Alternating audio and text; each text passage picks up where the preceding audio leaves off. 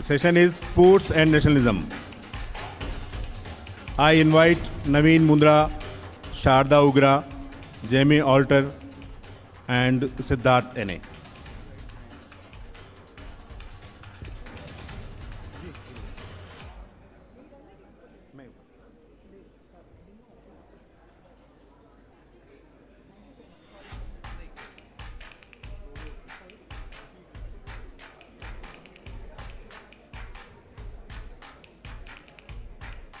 Please take your seats, please, so that we can start the new session.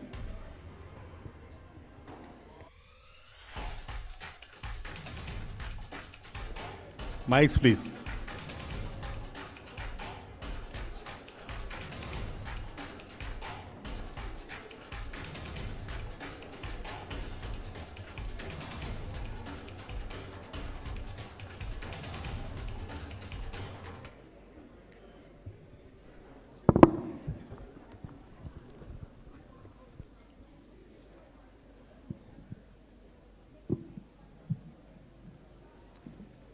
Now we are starting our new session on the topic Sports and Nationalism.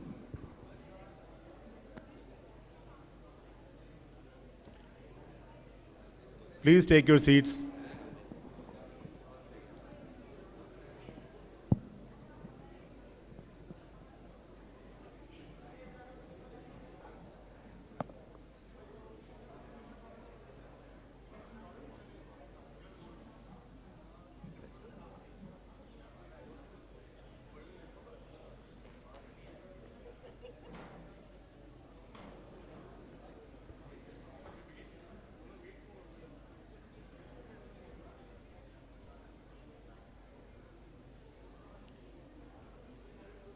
Ladies and gentlemen,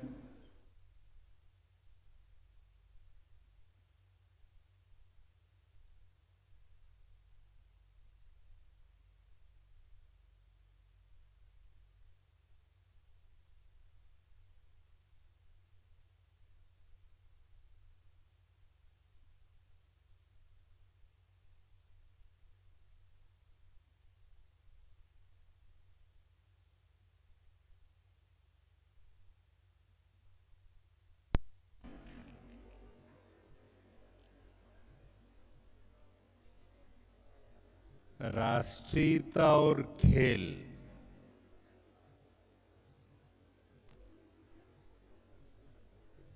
इस विषय पर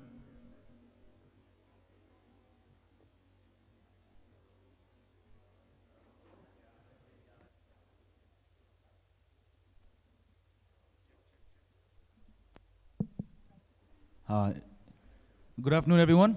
First of all, before we get this session started, just want to say thank you to Avinash, Jamil, the whole team, everyone involved with Talk Journalism. You guys are onto something fantastic here. I think all four of us are very honored and privileged that you called us here. As the only one wearing a coat, I've been told to start this discussion, so मैं शुरू करता हूँ. Thank you. It's going to be a very informal session because जितना भी मैं अपने co-panelists को जानता हूँ, we're all very informal. Sometimes we say what is on our mind and don't really care what happens next. So feel free to laugh, clap, boo, whatever you want to do. I've been told this is being live streamed also. हाँ, वो देखिए. Okay. So हाँ, nationalism and sport. First of all, if you don't know, I think we should do the introductions first before I start gabbing. My name is Jamie Alter. I'm a sports journalist, writer, anchor, YouTuber, actor, and I do a lot of things. And I'm going to hand it over to Navneet.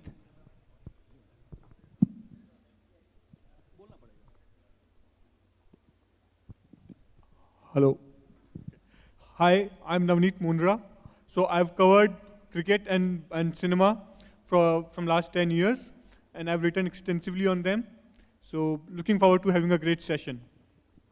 Hi, I'm Sharda Ugra. I've been a sports journalist for my entire working life. I think we'll have the session in both Hindi and English. Agar at any point किसी को कुछ समझ में नहीं आए, please put your hand up and say, explain करिए जो आप कह रहे हैं. We are happy to be interrupted, and I'm handing over.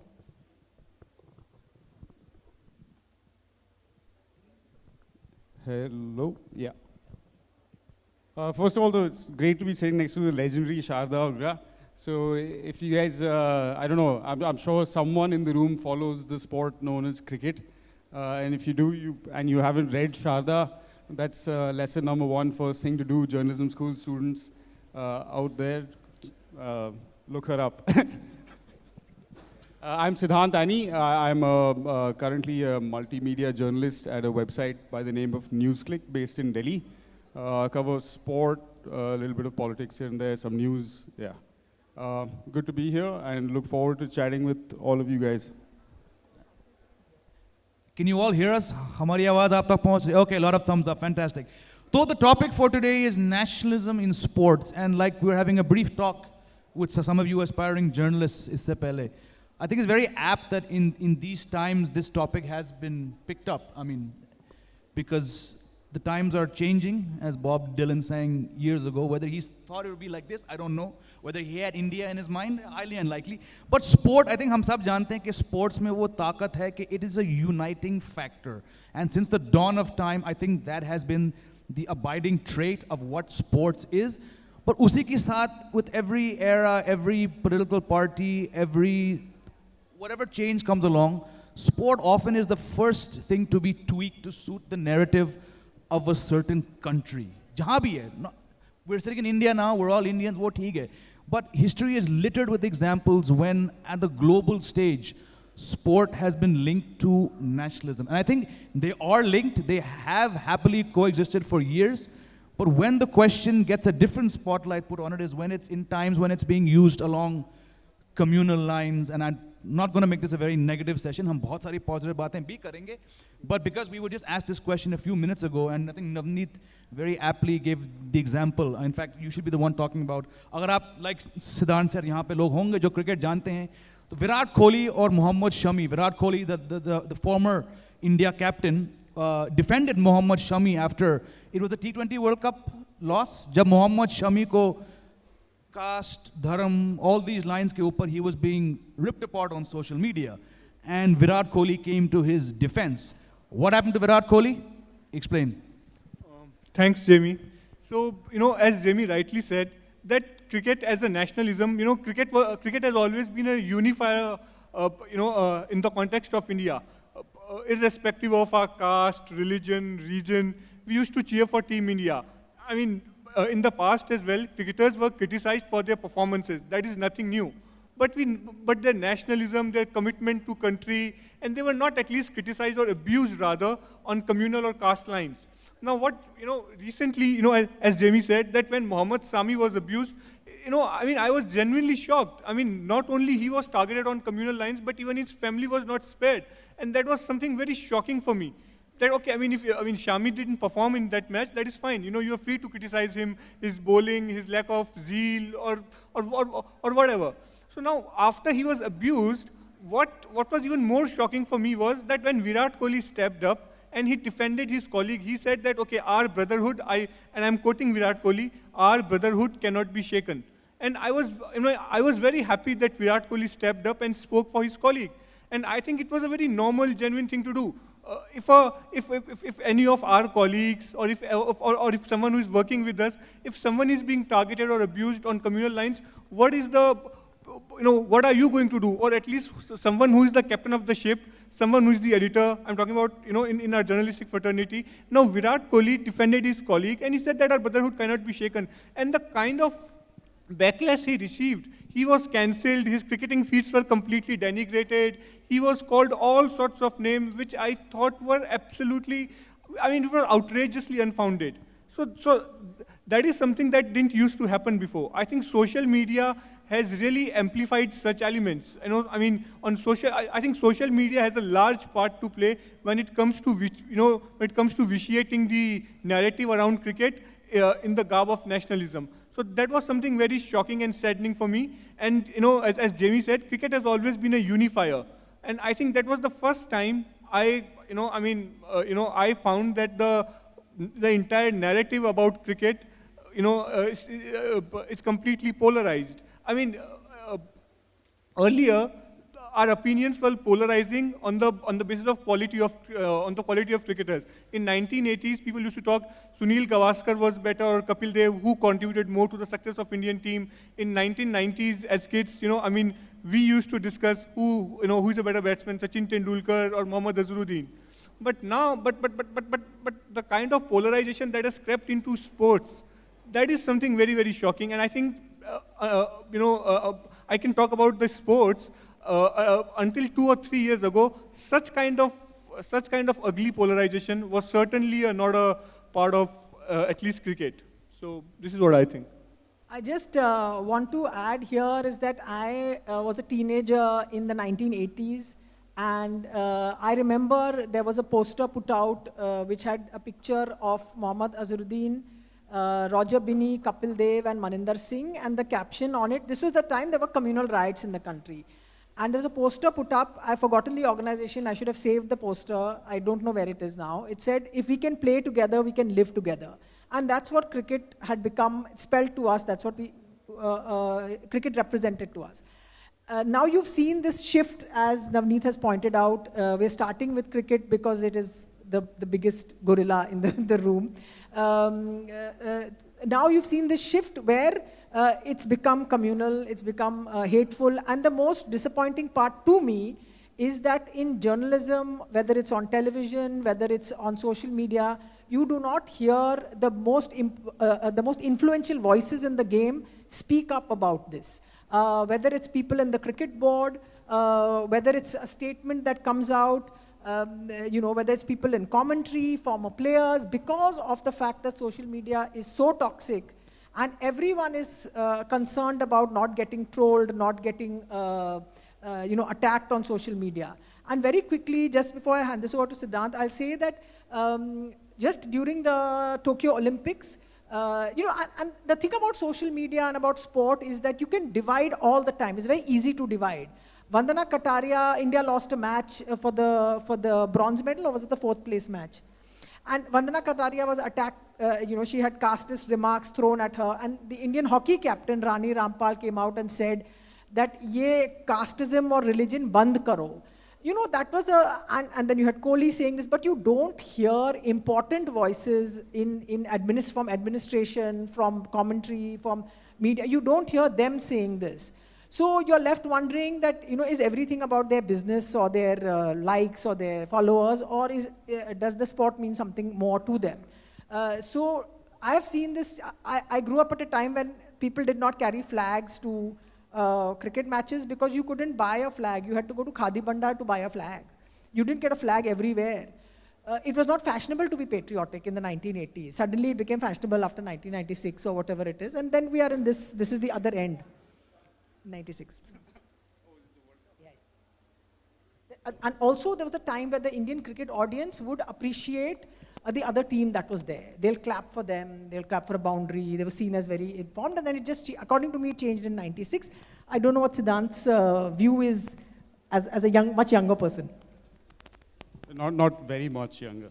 But no, it's great to be in a room with at least 3 very knowledgeable cricket fans and seemingly agree with the perspective. It's not often that we find that. I mean, I guess since the topic is so broad, sport and nationalism, maybe we can start off by saying that like this whole idea of being sporting and competing in organized sport, particularly among nations, and yet being apolitical is not really a possibility, because all organized sport is essentially is based in also that part of it. As far as the nationalism element is concerned, I think back in 2010 when South Africa was hosting the FIFA World Cup, Terry Eagleton, who's a professor at a university in England and a philosopher as well, wrote that football is the new opium of the masses. Yeah? So we have to look at nationalism and sport in the context that it is. This is bourgeois nationalism at play, and an attempt by the state to sort of distract and confuse and take away from the larger issues that in this case, let's say, if you look at cricket players, right, men, women, others, all cricket players, as a single entity, a single class, the brotherhood that you were referring to, Navneet. How is it that in India today, we still do not have a players' association, right? Where players can, in one voice, speak their needs, protect their fraternity, look for its well-being, create structures, have contracts, get salaries, equal pay for equal work, all of these things, which we now see happening in the wider world outside. I think Cricket Australia is setting some examples there, New Zealand as well. And in other sports, of course, some of these conversations are much further along the way than in cricket. Because cricket still has the benefit of the positive baggage that, in India or so many of the colonies, ex-colonies that play the sport, it became a way to beat back the British, to send them home and all of that, right? Anyone but England is still among the first books on, I would imagine, most cricket fans' bookshelves. So in that context, I mean, the sort of nationalism that we are seeing today as a wider phenomena in India, a very much majoritarian, sort of religious kind of nationalism, that is something that as a country was, at least, it wasn't a thing at all. What I just wanted to ask you at this point, Siddharth, is are there parallels in football that translate easily like this? When you're seeing this happening in India in cricket, is there a parallel in football that works, or football has moved beyond the sort of nationalistic fury and it's club-based and it's business-based and it just happens once every 4 years when there's a World Cup and England loses and Germany wins?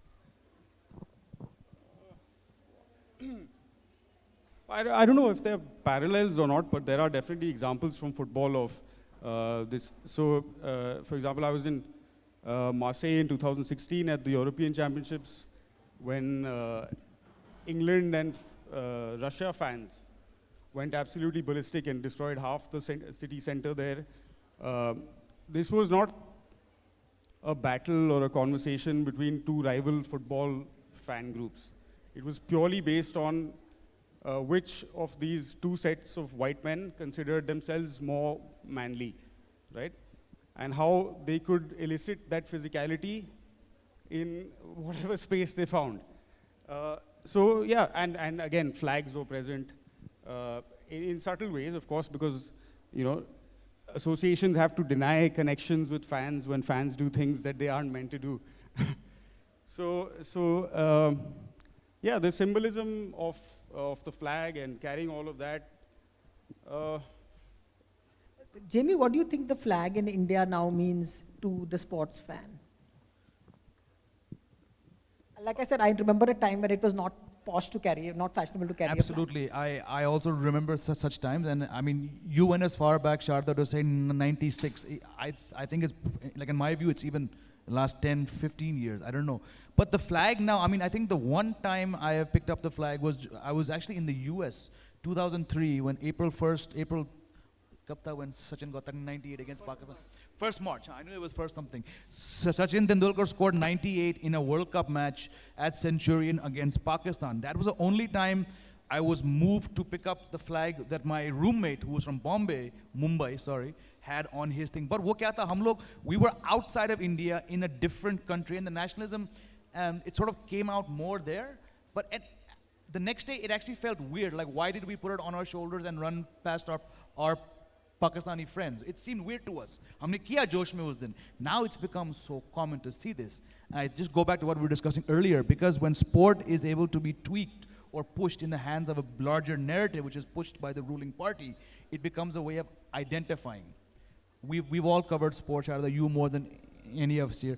How many people actually are fans? Hawa chal raha na, they say. I've been part of big media organizations, as you have. When the Indian team is playing cricket, people will stop and watch. Uske alawa, it's only every 4 years when a Sindhu's playing for a gold medal, that's when the non-sporting guys, the sales and marketing, the news desk, the HR, when they get together. Us beech mein, those 4 years, they won't know what's happening. But now it's become cool to say, bhai, we're going to, hamari beti. When did this term, hamari beti, come? 5 years ago, maybe 16 Olympics in Rio. So it's this way of saying, are you Indian? show it, wear it on your sleeve. That's fine. But when it's tweaked to a different narrative, I have problems with that. See, Sharda gave a very wonderful example of that picture. Roger Bini and Maninder Singh, right? Azharuddin and Kapil Dev as well. Four of them. So, so cricket is just more than entertainment in India. Of course, we are very happy when India wins. We as in when we were children. After I became journalist, I completely was almost removed from these emotions. But what I mean is that in the larger social perspective, cricket is just more than entertainment. The victories are celebrated, the defeats are mourned. But apart from that, it has a very, now the kind of image that cricket had, it was a unifier. So, the Sharda gave the example of that. Now, what I wonder is that at a time when someone like Virat Kohli is abused for standing up for his colleague, I wonder what kind of message it sends to the cricket fan. That okay, now Virat Kohli is being abused for standing up for his colleague who was abused on communal lines. So cricket has a very larger symbolism. At that point, perhaps in 80s, 90s, till few years ago, cricket exemplified very composite, very composite and syncretic kind of culture. In last 2-3 years, I think the symbolism of cricket has taken a beating. Now, I'm not sure that whether cricket's symbolism as a very composite kind of a sport I'm talking about cricket, but it holds true for all the other sports as well. So I think the kind of image that general people had, that okay, these all are cricketers from different regions and different religions, and they're sticking together and and giving out a very strong social message. Would that be possible right now? I think it should be, because when cricketers of such stature, they do it and they are followed by people across across the nation. When your hero says something, you start thinking beyond the caste and communal lines. In your mind, at a subliminal level. In 90s, when I was growing up, I did not care ki kiska kya caste hai, kiska kya religion hai. You like the cricketer because of their merit, because of their performance, or whatever other factors. But at least these factors were not present at all. So the cricket as a sport that gave a very powerful symbolism, which was deeply embedded in my ecosystem. I'm sure in our collective ecosystem. I'm not sure that cricket holds that kind of strong symbolism anymore. So the question here, Navneet is saying, what does cricket stand for? It's very much like saying, what do all your other symbols stand for? Your flag, the Sarnath pillar ke lions. Do they represent something in your country that is all welcoming, all inclusive, or do they represent something aggressive? और cricket के साथ क्या हो गया है that it's become all about cricket particularly, we should go to other sports also, it's become all about aggression. And other sports के साथ it's become all about winning. I remember that in the media also there tends to be quite a bad habit that अगर हमने medal नहीं जीता, then you are, they say, there are these two headlines जो are used always Olympics के time.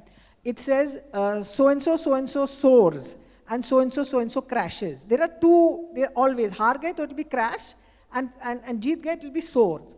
Soars or soars ahead or whatever it is. There is no representational understanding of what has happened, how the athlete has competed, whether they have improved from what it was. I'll tell you a terrific story, which I've never forgotten, and I've never also allowed the athlete to forget it. This was in 2004 at the Athens Olympics. Suma Shirur, who was one of our shooters, rifle shooters, she reached the final of the Olympics. Now, reaching the final in an Olympics Games is a very big deal. All of you who are used to Neeraj Chopra, it did not happen for a long time. So please realize what you have seen is a very rare thing. So she reached the final, and I think she finished, final of 8, she finished 8th. She didn't have a great final, she didn't get a medal, but she was one amongst about 50 or 60 shooters that was in the top 8. I met her 2 days later at a hockey match. She had gone to see the India play hockey, and I said, Asuma, I want to interview you. I want to come and talk to you about it. She said, I don't want to talk to the press. I said, Kyun? She said, because they wrote Suma finishes last. And they didn't, this was a big newspaper publication. We will not take their name here. We will take it off mic. So, you know, so there is this whole other, as journalism students The bigger the particularly- name, the louder you have to shout it out. So, so she was very unhappy. So every time I meet Suma now, I say, "Tumne to meri class le li thi us din." And she laughs about it now. And I said, "Listen, but I'm not like them," and so on. So I think as journalism, particularly all of you who are students here, you have to learn, as Navneet said, कि आप अपना जो, you know, we are India, we are going to win. You have to just take a few steps back. It is difficult, but after some time you'll realize that you are a true sports fan. You like the sport. It's not that you like the stars that are in the sport. And I think that journalists that are there should carry the narrative of what Indian sports stood for. I'll tell another very nice story about the flag, but after Siddharth offers us his next informed view. No, I'm being informed by your views. I don't know if... Is there, can as the the- story be changed? Can the narrative of general sport be changed? I think is what we would want it to be at this point. I think one, I'm sure it can, but we'll get to that in a second. I just wanted to say, as the other guy in the room, the non-cricket person again, we have to take our space, guys. Otherwise, it's hard to get. Huh? Anyone who wants to be a sports journalist.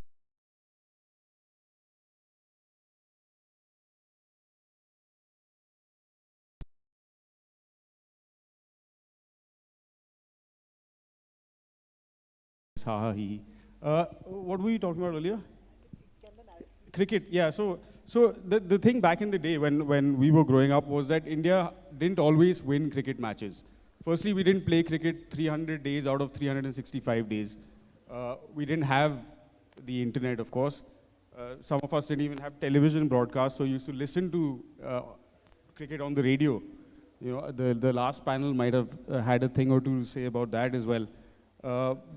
But so back then, India was the underdog. And so the support for the underdog, I think, as anyone who watches any sport as a fan, you go into it maybe as a neutral, but you see there's one guy who's the big guy, and then there's the little guy. And most of us tend to have an affinity for the little guy in the game, right? So that's why you backed India with that fervor that Navneet was talking about, because we only won 1 in every 10 games or something. Now you don't know, there's a World Cup every 6 months. And if they decide, maybe every quarter. So that's the thing, but I think that played a critical role also in how cricket changed. And when it comes to other sports, like at the Olympics, irrespective of who is competing, what their ideology might be, what they might have said, because all kinds of nonsense also happens in sport. Huh? The sport combined with social media is a deadly combination. So irrespective of that, irrespective of who else is playing, you tend to support your team, because in other sports, we don't have finalists all the time. It's not expected that we will win. We are not backed by the richest sporting body in the entire world. So India is still very much the underdog. And so therefore, some of that in multidisciplinary events, Commonwealth Games, Olympics, some of that comes out in a much more organic and a much more, I think, sporting manner, where the competition is appreciated, but it doesn't cross a particular threshold, hopefully. I don't know. No, I absolutely agree with Siddharth. And exactly what he's saying, if in 96 Leander got a bronze, right? 2000 we got bronze. So all of a sudden 2012 London Games comes along, and yes, there's expectation that is baar hamare athletes medal laenge, but then you get 6. So this is exactly what you're saying. When you get 6, then the next time around, do you expect 12, 18? Yes, but I think here the media and anyone who wants to become a journalist, forget sports, any kind of journalist, keep in mind to keep things at a certain level.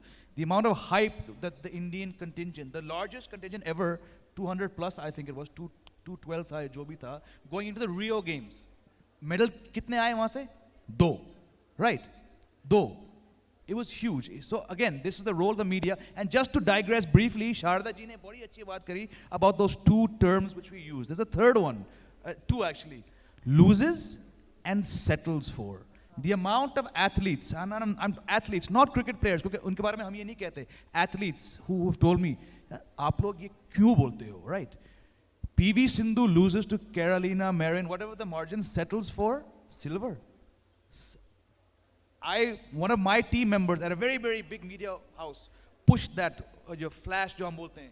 I wanted to take the bugger behind and say, "Bhai, what have you done?" Right? Because she's not lost and settled for a silver. She's won the first badminton silver medal, right? So these small, small things, again, I'm digressing. If you get in this line, just be aware कि आप किसके बारे में लिख रहे हो, वो किस मंच पे खेल रहे. It's very, very important. To pick up what you were saying, I've always found the American sporting system fascinating because their loyalty is actually more to the club level and the state level and the city level. अगर हम nationalism in American sports के बारे में बात करें, every 4 years they do exceedingly well at the Olympics, and then there's that dream team basketball team.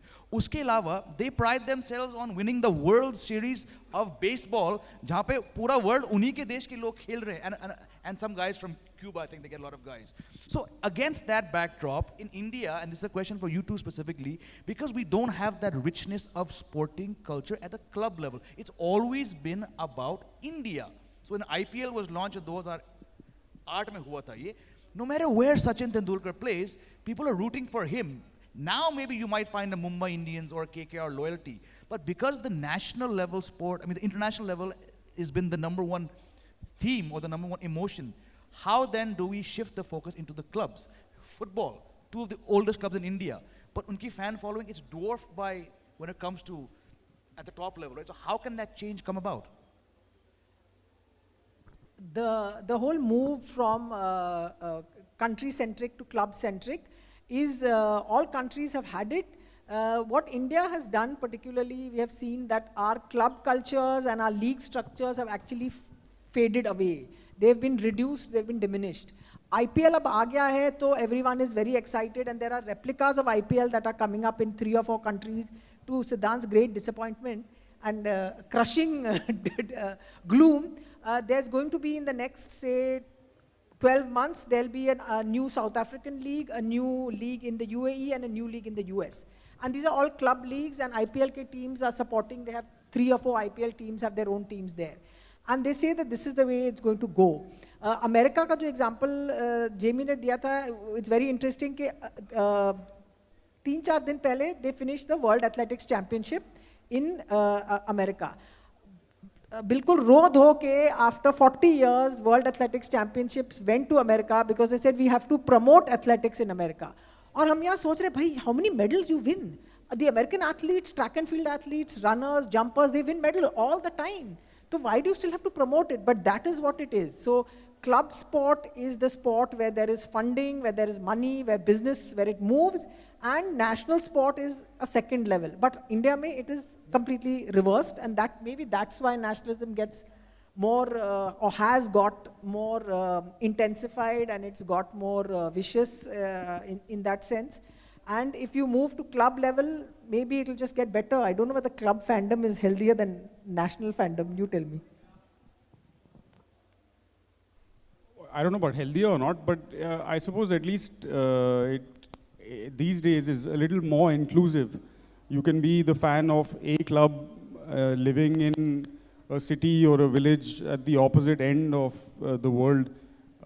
You can travel to some of the remotest parts of the world. You'll find a Messi jersey there, or a Ronaldo, or whatever it is.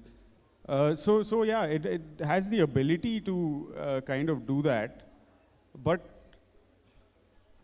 club culture is, I think, a bit hard to build when people who are members of a club don't actually have anything to do with that club in any real terms.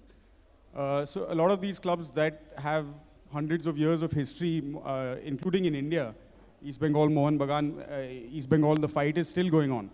And that fight is between club members who, in today's terminology, or in, I guess, liberal terminology, will be akin to shareholders in a company, right? So these guys are fighting for their right to have their voice heard in a company that theoretically they own a part of.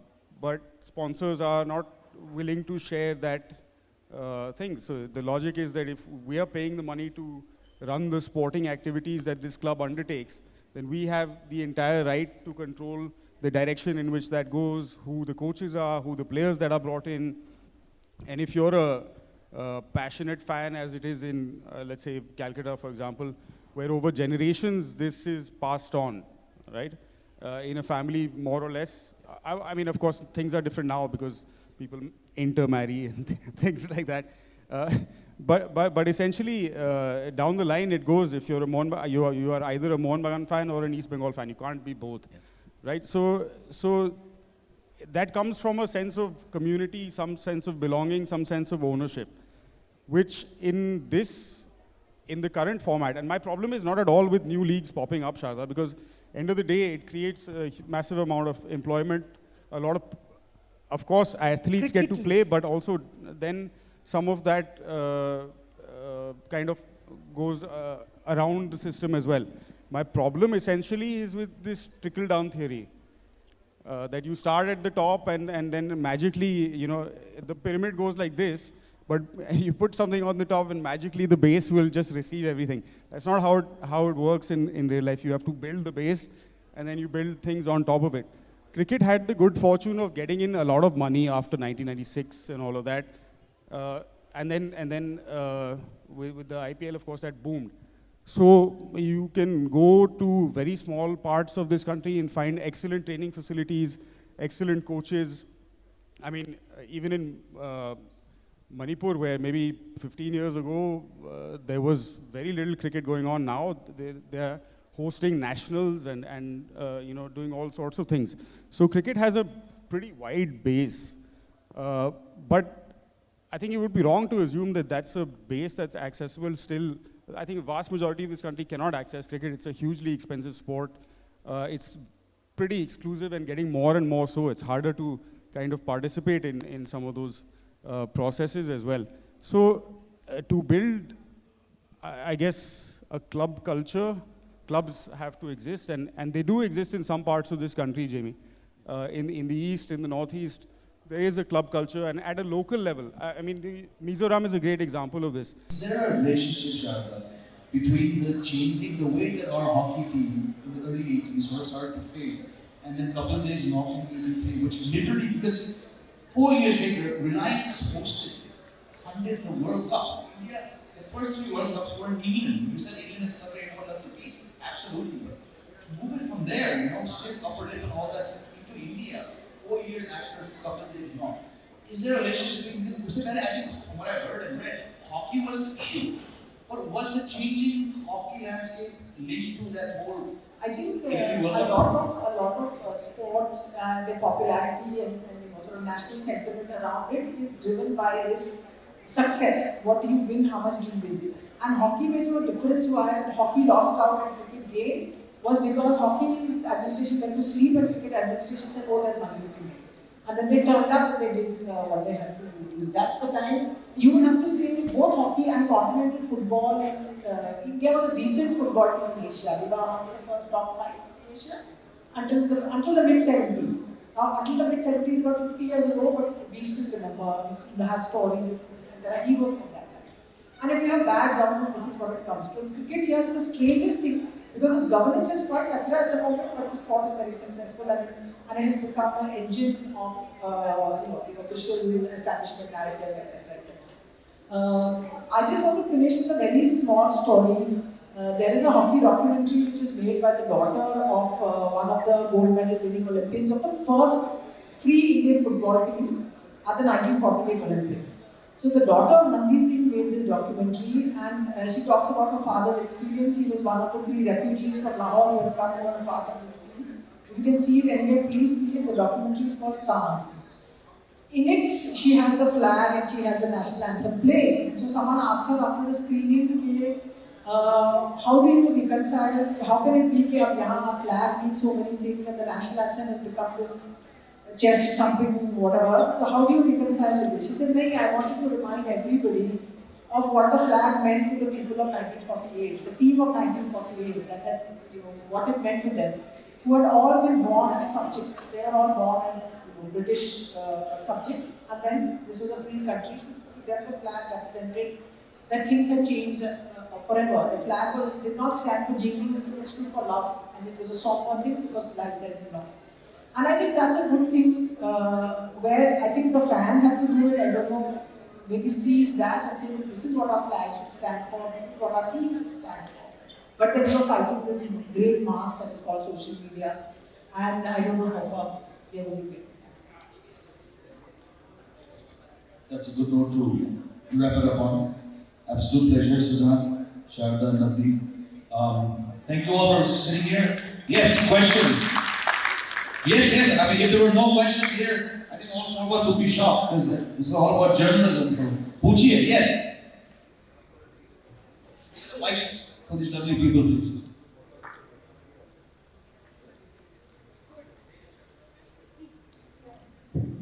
Hello. Thank you so much for the insights. I'm Sharda from Christ University, Bangalore. So my question is, when you were talking about cricket already, so what is your take on women cricket leagues that are happening? Because I remember last year when IPL was happening, at the same time there was a women cricket league also happening at the same time.